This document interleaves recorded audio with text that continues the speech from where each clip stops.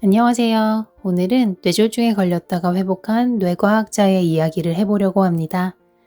그녀가 이 체험으로 행복의 비밀을 알아낸 것 같아서 인상 깊었습니다.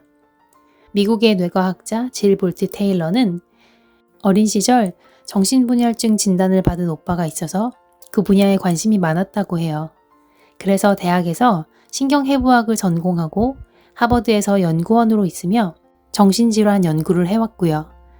그러던 37세의 어느 날 아침 왼쪽 뇌의 출혈로 4시간 동안 좌뇌가 점차 마비되는 경험을 합니다.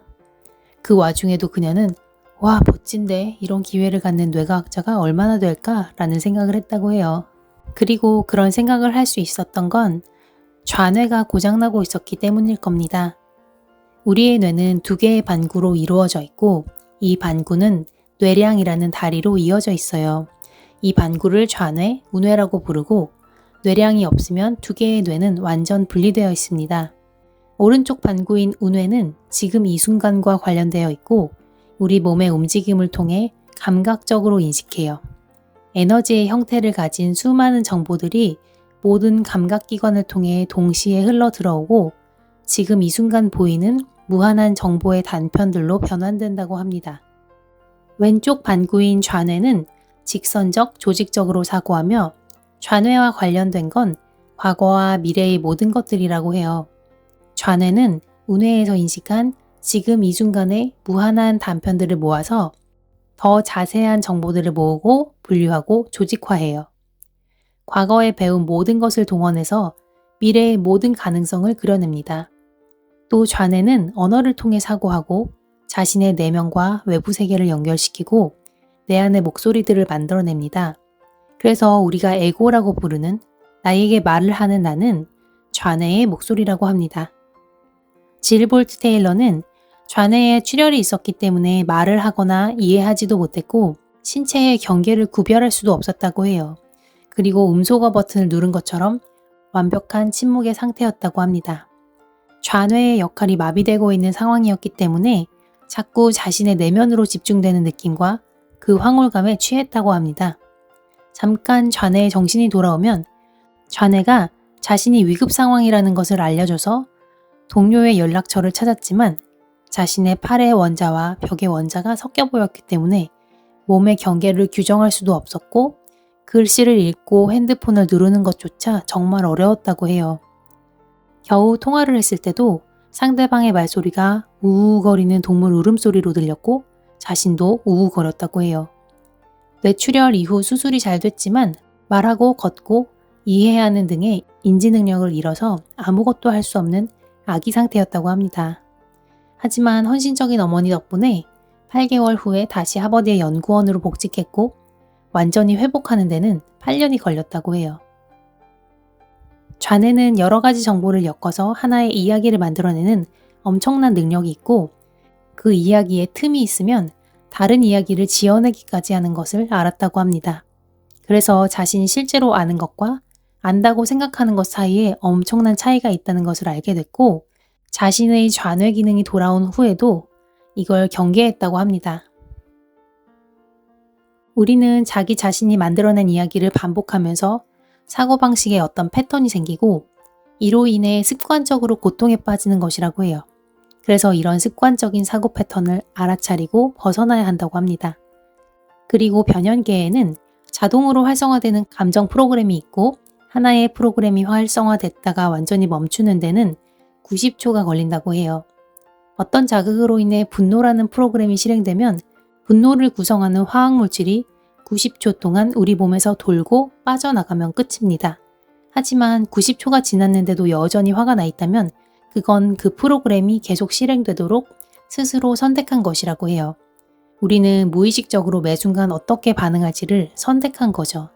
그래서 90초 안에 멈출 수 있도록 매 순간 알아차려야 하고요.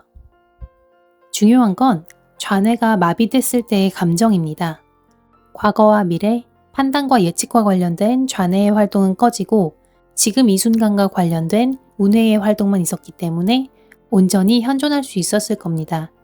그녀는 모든 것들이 에너지뿐이라고 느꼈고 평생의 감정적인 짐이 사라진 상태였기 때문에 평화롭고 몸도 가벼웠다고 해요.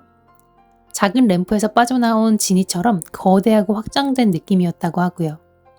그리고 인지 능력을 잃은 상태에서도 한 번도 예전보다 못한 존재가 됐다고 생각하지 않았대요. 오히려 그 상태가 너무 평온하고 완벽해서 열반에 이른 것 같다고 표현합니다.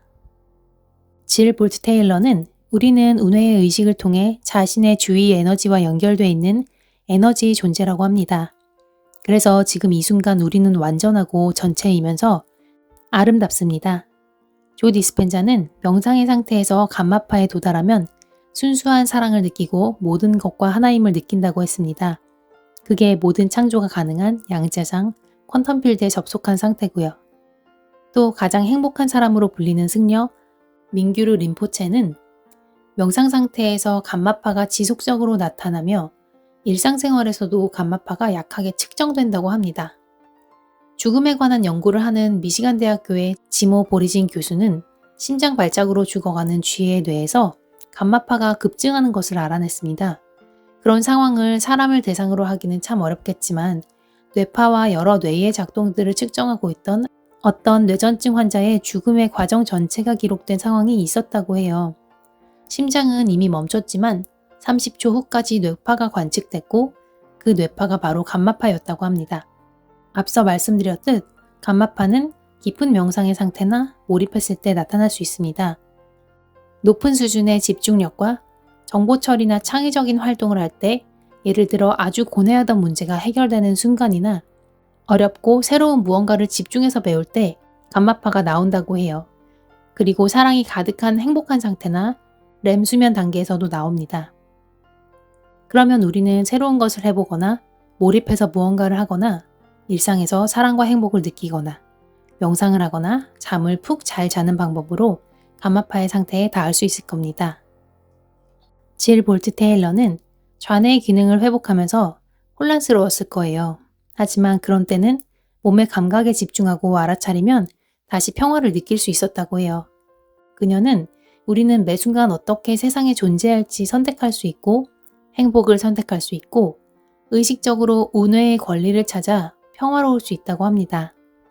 그렇다면 좌뇌가 쉬고 있는 상태가 참 나의 상태, 에고에서 벗어난 상태, 무아지경, 몰입의 상태일 겁니다.